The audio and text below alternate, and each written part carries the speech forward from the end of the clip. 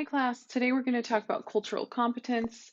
This is going to be in conjunction with Chapter 10 in the fourth edition of your Community Oral Health Practice for the Dental Hygienist. So, in that book, this is the slideshow that correlates with that. So, what is culture, right? Culture provides us identity, beliefs, values, and behavior. It's learned as a part of the natural process of growing up in families and communities and participating in social institutions. There's a conscious and unconscious content that a group learns, shares, and transmits from generation to generation that organizes life and helps interpret our existence. So each of us have different cultural experiences that relate to these identity, beliefs, values, and behavior. So culture really gives us context and meaning, right? It filters through, it provides us a filter through which we process experiences and events in our lives. It influences our values, our actions, and our expectations of ourselves, and also our values, actions, and expectations of people around us, people we interact with. It impacts our perceptions and, again, those expectations of others, right? So our culture gives context and meaning in a number of different ways. So some of the factors that can influence our culture, right, these are important for us to consider, is age, geography, religious beliefs, those socioeconomic status, family, individual experiences, gender, place of birth, sexual orientation, educational attainment, length of residence in specific, certain areas, and power relationships. So, what about the relation of culture and health, right? Culture, my apologies, health is culture bound, right? So, culture influences those concepts, perceptions, expressions, and approaches to health, healthy living, sickness, disability, etc. So, health is definitely affected by our culture and cultural experiences. Some of those health related factors that culture can affect are self-treatment strategies, body image, social networks and support, family rituals, crisis management, dietary patterns, child rearing practices, gender roles, beliefs about origins of disease, folklore, traditional healing beliefs, and folk medicine. So as you can see, there's definitely an importance to culture in relation to our careers and life as a healthcare provider and how we interact with our patients and also interact with our peers. So, when we're talking about culture, we can't ignore the effects of demographics, right? Cultural diversity in American society is really an intricate mosaic consisting of numerous racial and ethnic groups.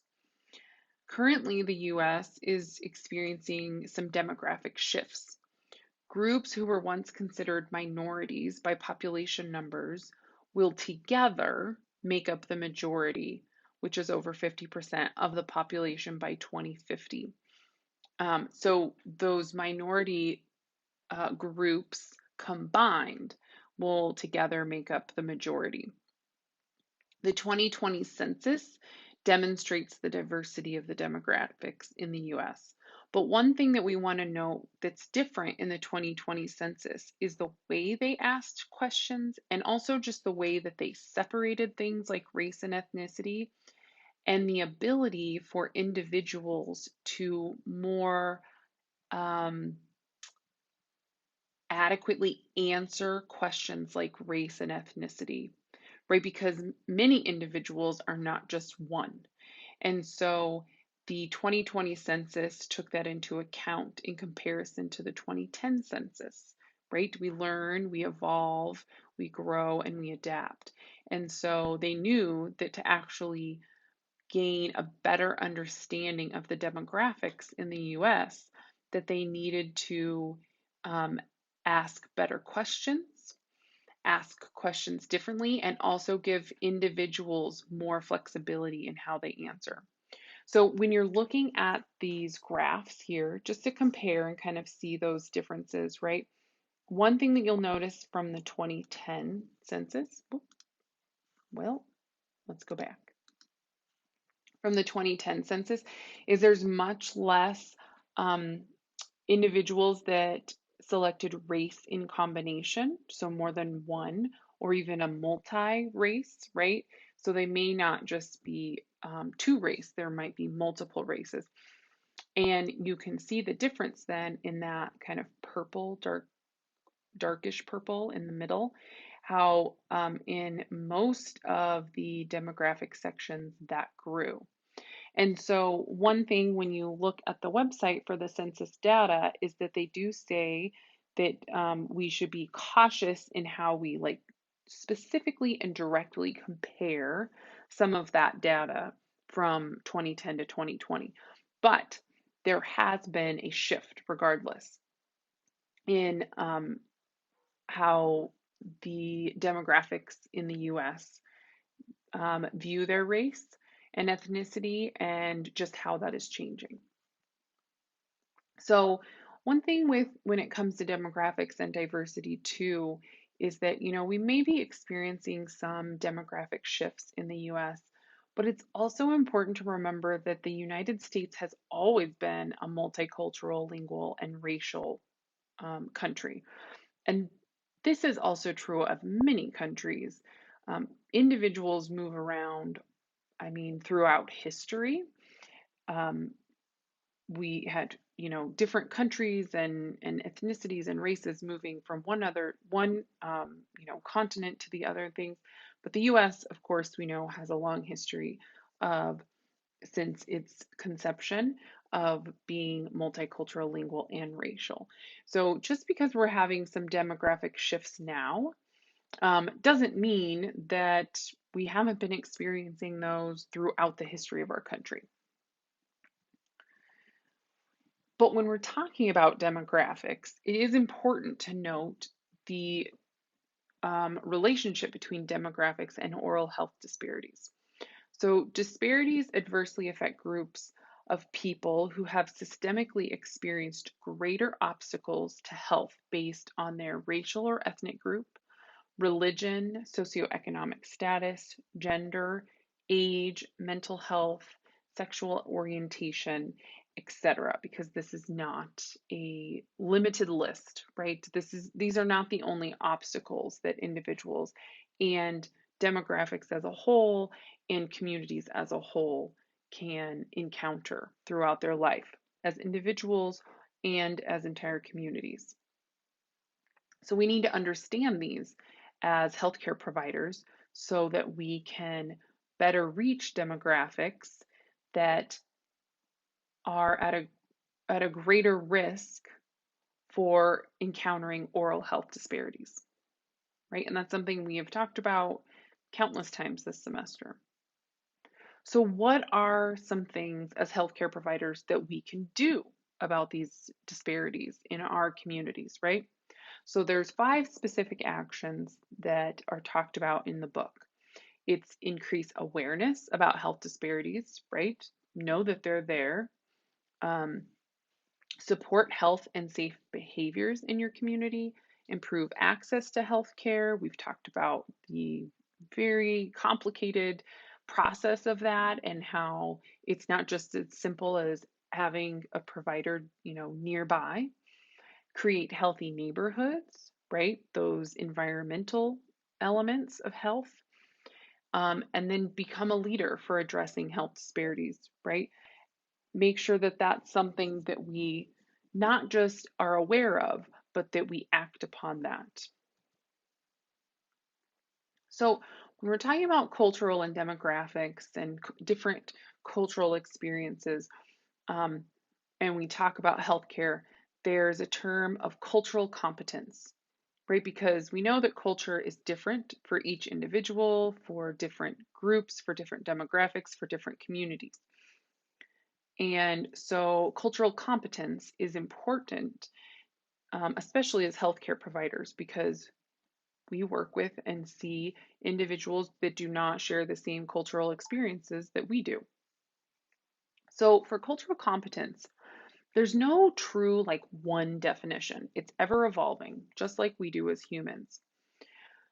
But there are a couple definitions we're going to talk about. So currently, the CDC defines cultural competence as the integration and transformation of knowledge about individuals and groups of people into specific standards, policies, practices, and attitudes used in appropriate cultural settings to increase the quality of services, thereby producing better outcomes. Right? So the main goal of cultural competency is to have better outcomes for our individuals and for the communities that we care for. But as we know, as a lot of things we've talked about in CDH, it can be complicated, right? It's not a simple, straightforward path. So another definition of cultural competency is the awareness, knowledge, and skills needed to work with others who are culturally different from self in meaningful, relevant, and productive ways. It's also the ability to work effectively across cultures in a way that acknowledges and respects the culture of the person or organization being served. So you can see similarities in both of these definitions, right? The CDC's definition is a bit more kind of stark and like, very defined policy, where I feel like this second one has a little bit more personal meaning, especially on an individual basis, where it's not talking specifically about policies, practices, standards of care, right? Which we know all of those as a healthcare provider are extremely important. But the second definition gives us a little more personal feel to that definition. So when we're talking about cultural competency, there's five essential elements for an organization to work on and become culturally competent, right? So those include valuing diversity, having the capacity for cultural self-assessment, being conscious of the dynamics inherent when cultures interact, right? Especially in an organization because you're working with multiple people usually, having institutionalized culture knowledge, having developed adaptations to service delivery, reflecting an understanding of cultural diversity, right? So these are a bit more specific towards organizations, right? Employers, nonprofits, public health, those kind of things. So when we're thinking of just principles of cultural competency, whether it's individual or an organization, but definitely a little bit more individual with these. We have define culture broadly, value clients' cultural beliefs, recognize complexity in language interpretation, facilitate learning between providers and communities, involve the community in defining and addressing service needs, collaborate with other agencies, professionalize staff hiring and training, and institutionalize cultural competence, right? So we want to make sure that it's valued and it's important. So these are some of the principles of cultural competency. But why is cultural competency valuable, especially to us as healthcare providers, right? So there's three things specifically that were talked about in the book, especially.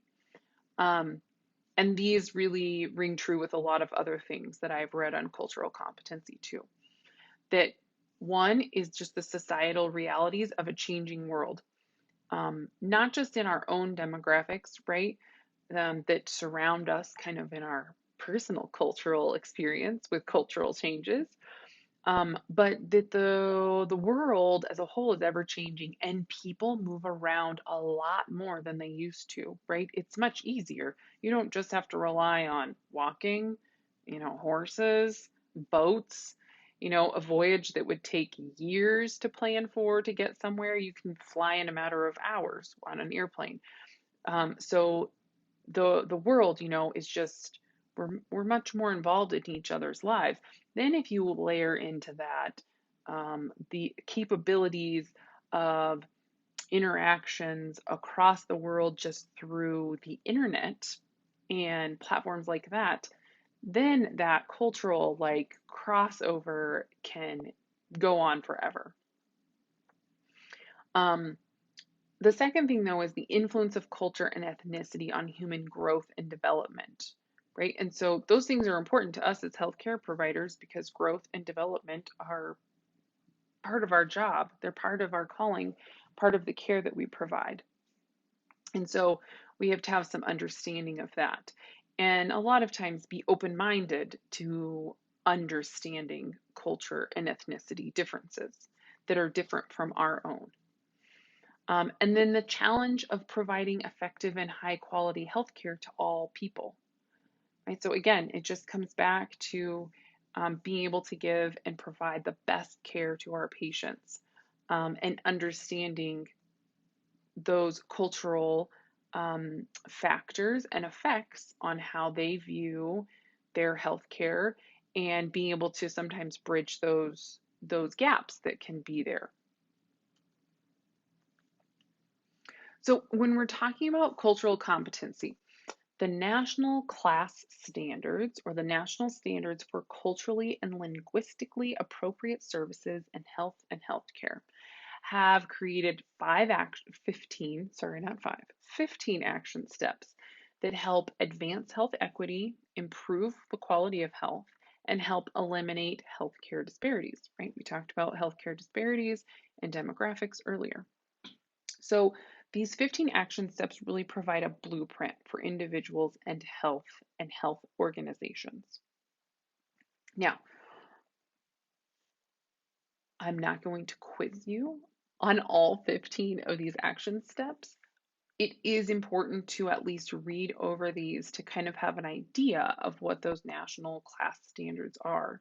And you should understand what the intent of the national class standards are, and also what class stands for, what that acronym stands for, right?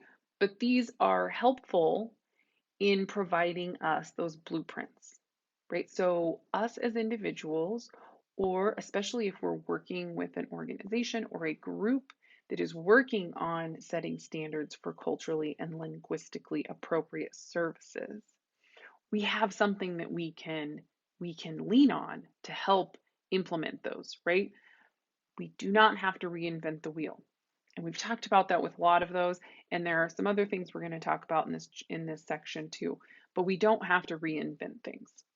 There are people and individuals and organizations that have helped do the work for us so that we can implement those things instead of having to figure out these 15 action steps.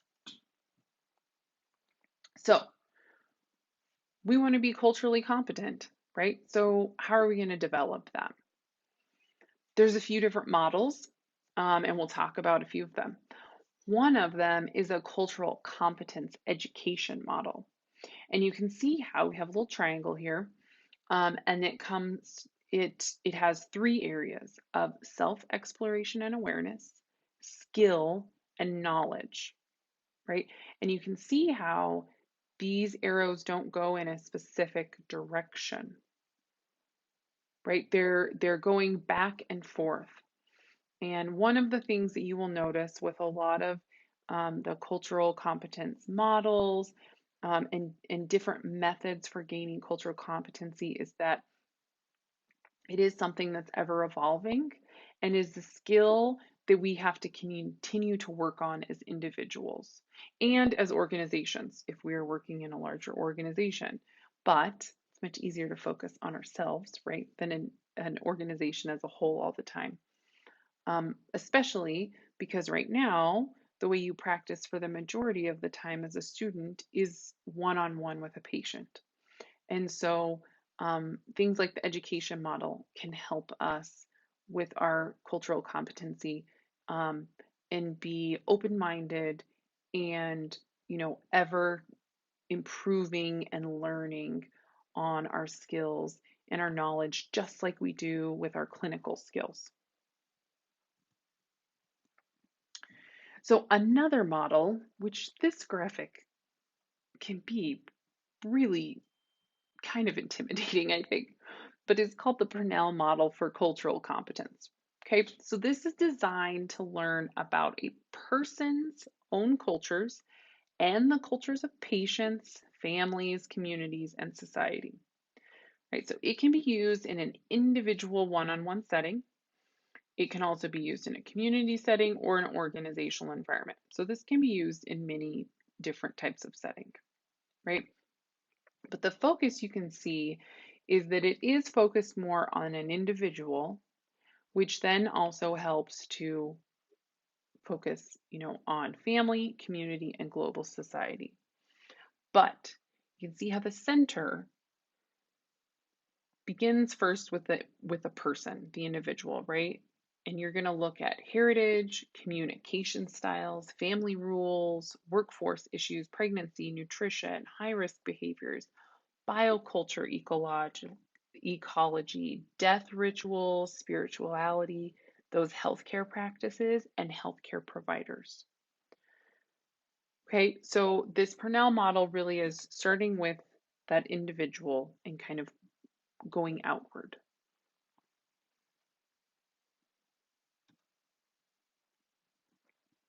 So then we have the cultural competence continuum. And this is an individual self-assess. And the plan is to move to another step and then progress in the personal and professional development of cultural competence. Okay, so you can see by the arrow how the arrow is small on the left and then becomes larger at the end, right? So our goal is to head in the direction of the arrow. But that cultural destructiveness, and there is a table in your book too that gives some more details on this, but that initial part is not a place that we want to be. This is destruction to cultures, right? We are closed minded. We are not interested in understanding. We want to stay in our own little bubble.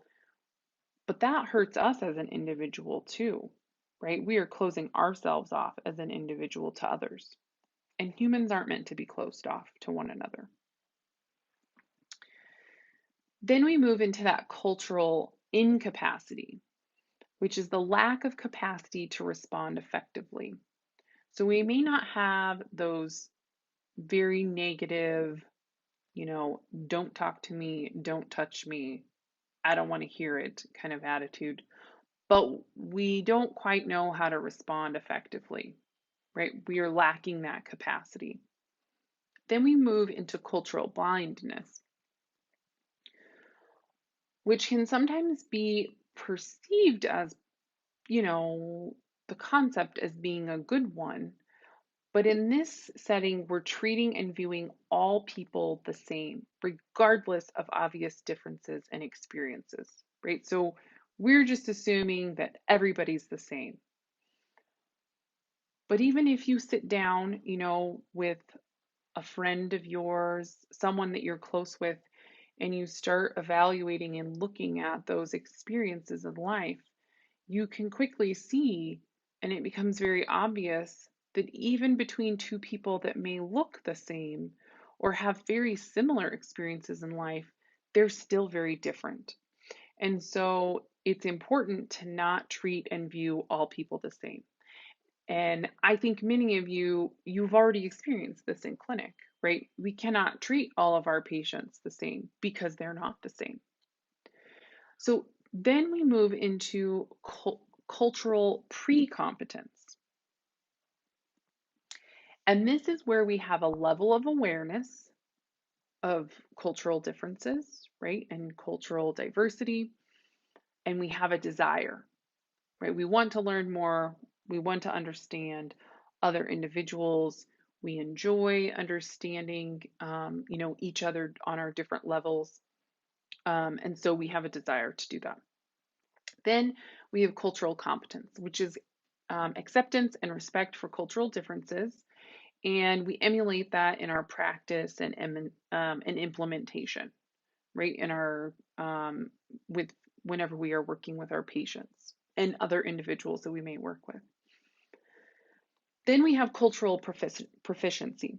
And this is where we hold culture in high esteem, and there are foundations to guide the practice and endeavors that we partake in throughout our career.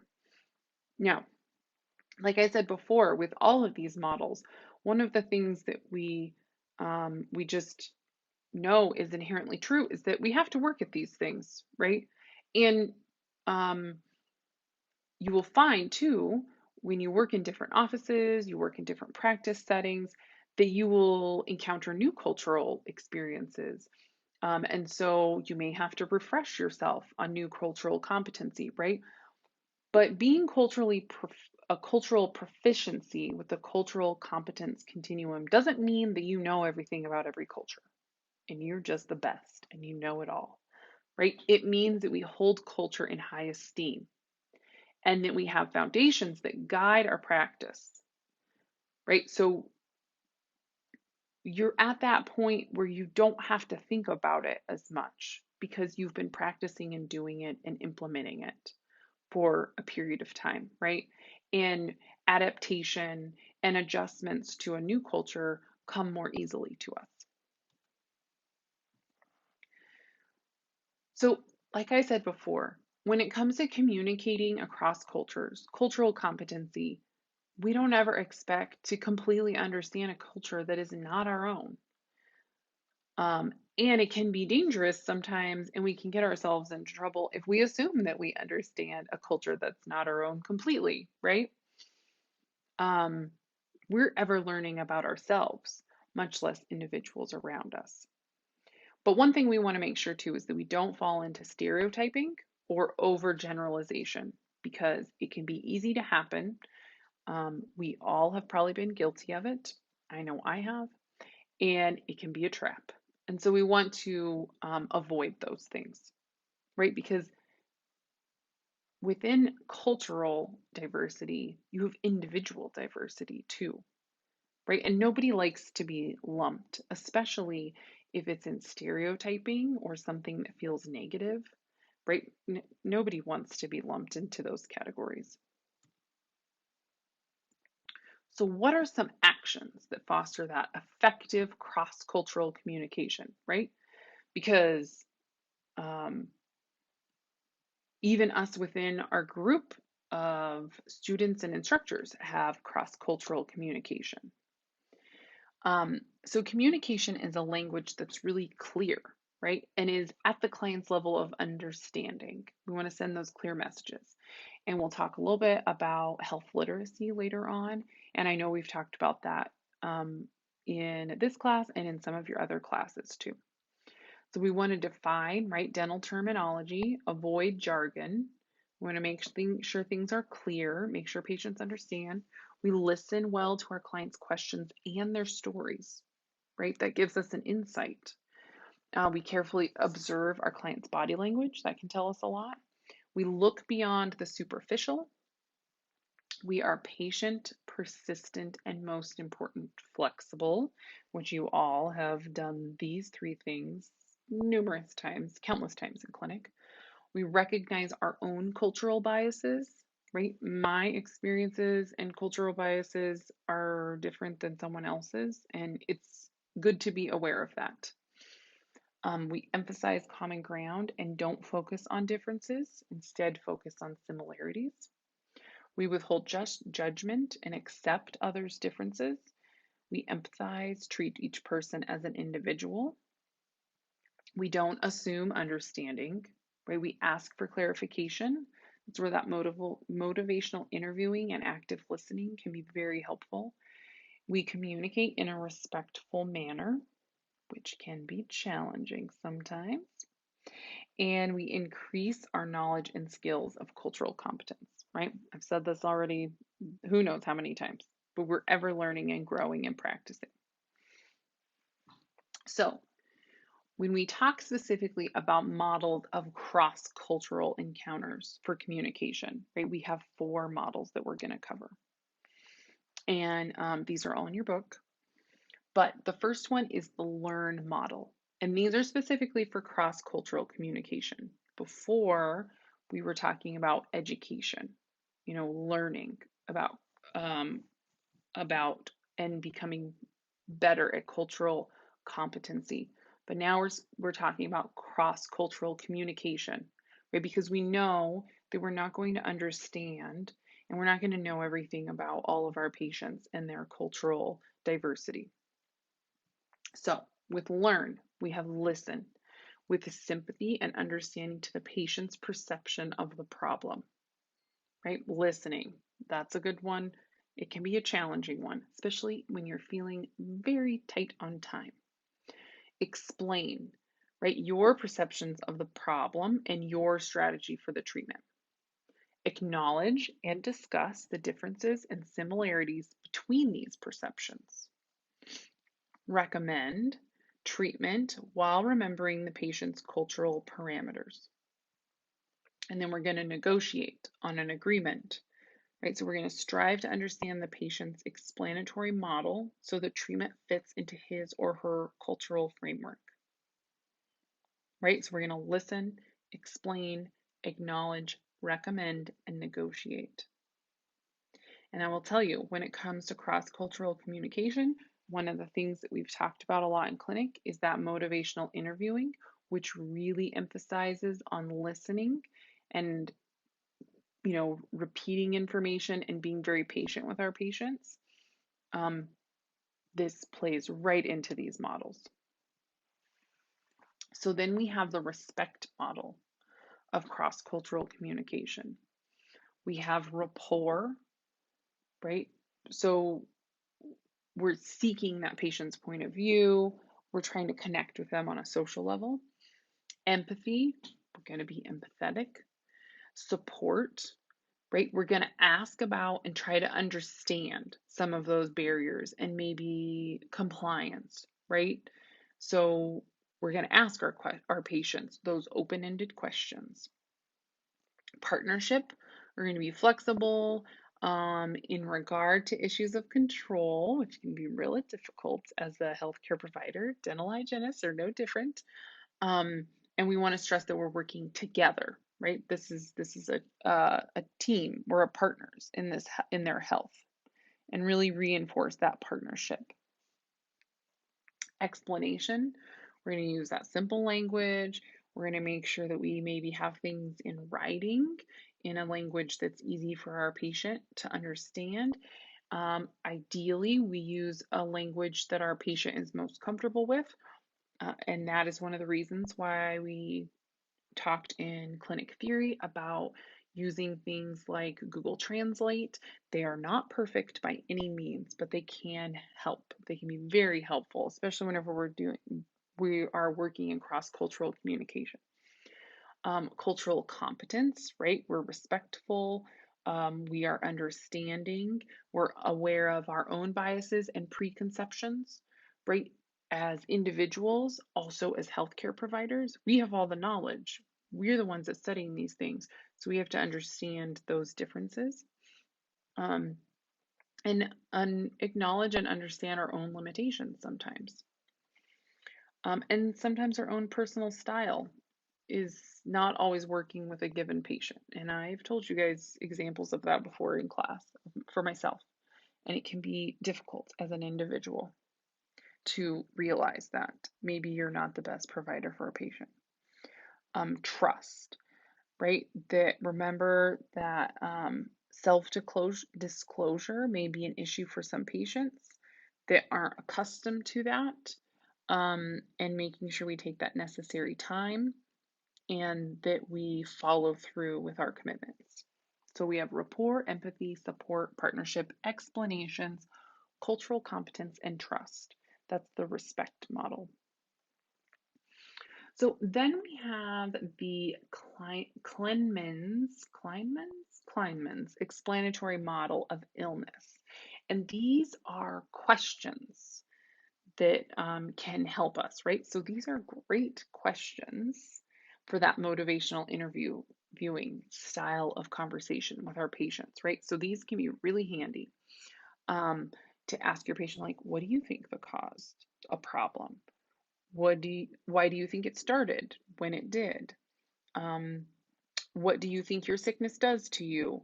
So these questions, you can see you may not get the right answer from your patient, right? But it's going to give you some insight into their level of knowledge and also some of their own cultural expectations, cultural experiences, and things so that you as the provider can then help react individually to each patient to provide the best care for them. And if a patient, right, if you say, what do you think caused your problem? And they're incorrect, well, then that opens the door for explaining what actually caused the problem or the theory behind what their problem is, right? So these are good, as you can see, open-ended questions, right? These aren't um, yes, no questions. And a great one too, and this is one I will tell you that after reading through the chapter that I will keep in my back pocket is, what do you fear most about your sickness? Right? And you can even make that more pinpointed, right, than sickness, your toothache or your broken tooth or um, this pain that you're having, right?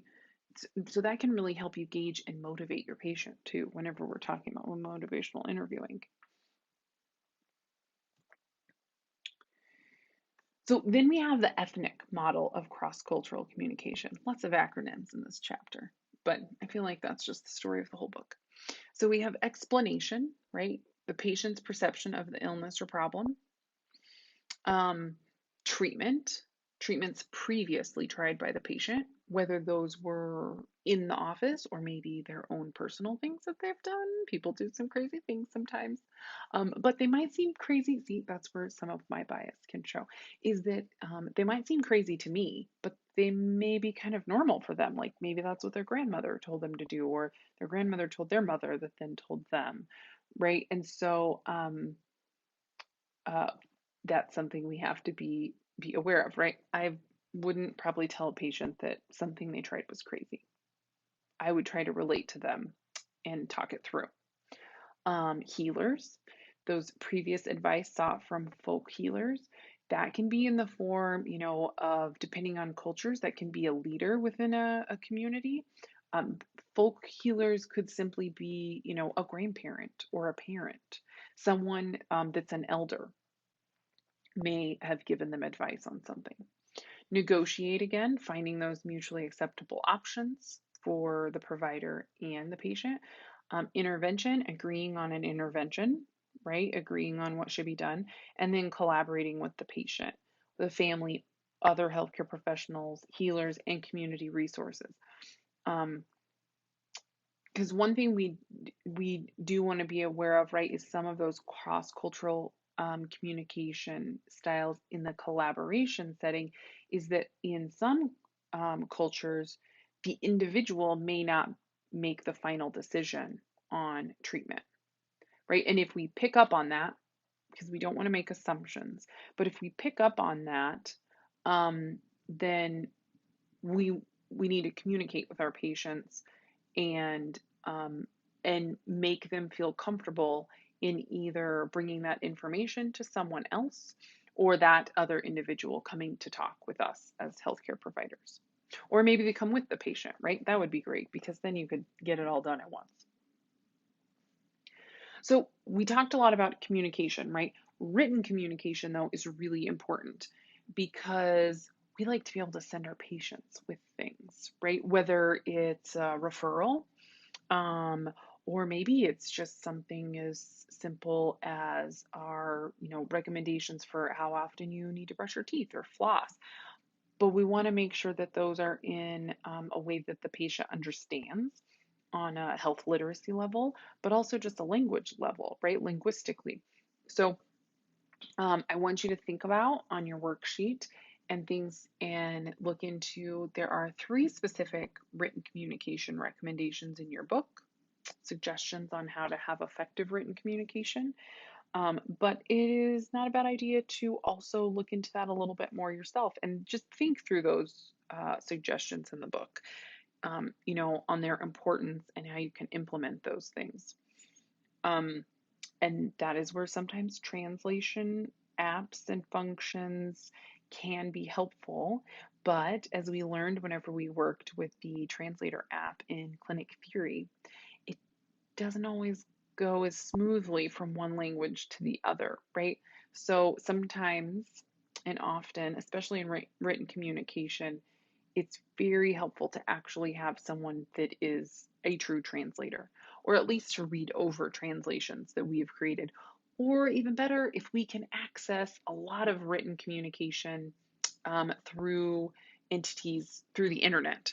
And so ideally, we can get those things at no cost or little cost to us, so that if we are working with a community that does not share the same language as us, we are able to um, get things in their primary language that's easier for them to understand and utilize. So when we talk about all of these things with diversity and cultural competency and stuff, one of the things that comes back to this is that patient-centered care, right? We're talking about treating each patient individually. And patient-centered care is evidence-based, and it's considered whenever we're focused on the patient, their preferences, their goals, and their situational needs. Right, so a lot of these like cross-cultural communication strategies and things can be used in many different settings, even if we have the perception that we may share the same or similar cultures to a patient, right? We can use these concepts um, even if we do perceive that we share a lot of similar cultural um, experiences as a patient. So because both patient-centered care and cultural competence aim to improve the quality of healthcare, right? So they have the same goal, the same outcome is desired. So they really work well hand in hand. And if we are really good at cultural communication and culturally competent, then we are even better with those patients that we share the same cultural experiences with. So Box 10-11 is a good one to review on just some of that overlap between patient-centered care and cultural competence, right? On how those things just cross over and fit neatly with each other. So I already told you we were going to talk some about health literacy, right? And health literacy, as we know, is a focus in the Healthy People 2030. They have the individual health literacy. They also have organizational health literacy. But health literacy as a whole is the degree to which individuals have the capacity to obtain, process, understand, and communicate basic health information and services needed to make those appropriate health decisions, right? And we know that health literacy is dependent on culture, context, knowledge, certain skills, socioeconomic status, and that is only a few things. Um, we also know that low health literacy is most commonly seen in individuals who are older adults, who are also racial and ethnic minorities, and who are less educated.